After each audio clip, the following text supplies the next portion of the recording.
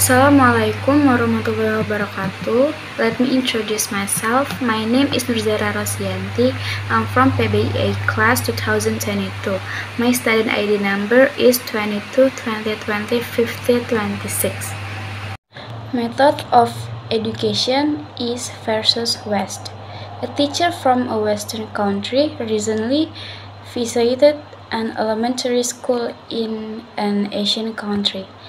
In one class, she watched 60 young children as they learned to draw a cat.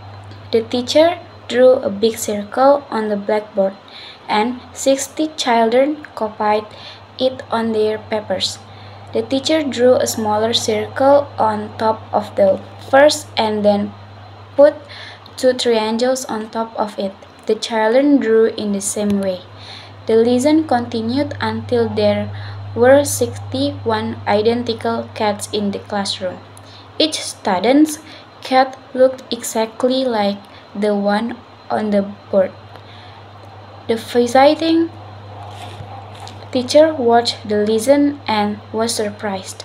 The teaching methods were very much different from the way of teaching in her own country.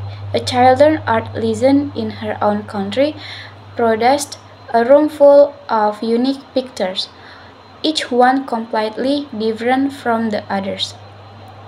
Why? What causes this difference in educational methods?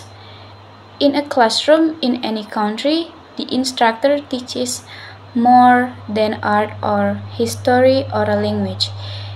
He or she also teaches culture, the ideas and beliefs of that society.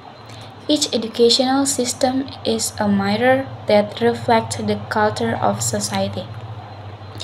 In a society such as the United States or Canada, which has many national, religious, and cultural differences, people highly value individualism, the differences between people.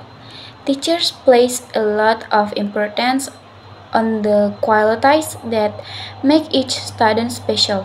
The educational system in these countries show these values. Students do not memorize information.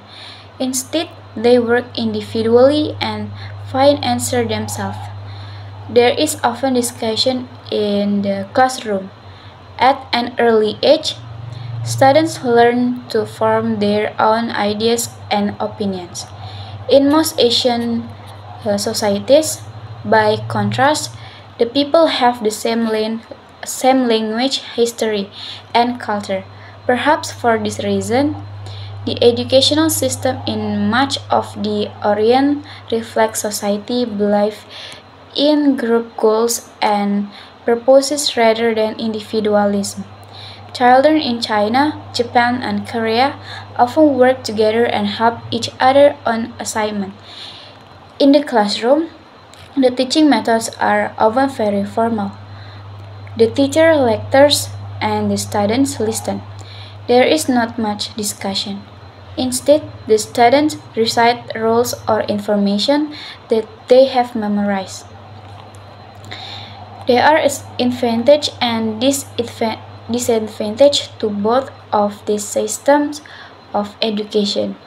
For example, one advantage to the system in Japan is that students there learn much more math and science than American students learn by the end of high school. They also study more hours each day and more days each year than North Americans do. The system is difficult, but it prepares students for a society that values discipline and self-control. There is, however, a disadvantage. Memorization is an important learning method in Japanese school. Yet many students say that after an exam, they forget much of the information that they have memorized. The advantage to the educational system in North America, on the other hand, is that students learn to think for themselves. The system prepares them for a society that values creative ideas. There is, however, a disadvantage. When students graduate from high school, they haven't memorized as many basic rules and facts as students in other countries have.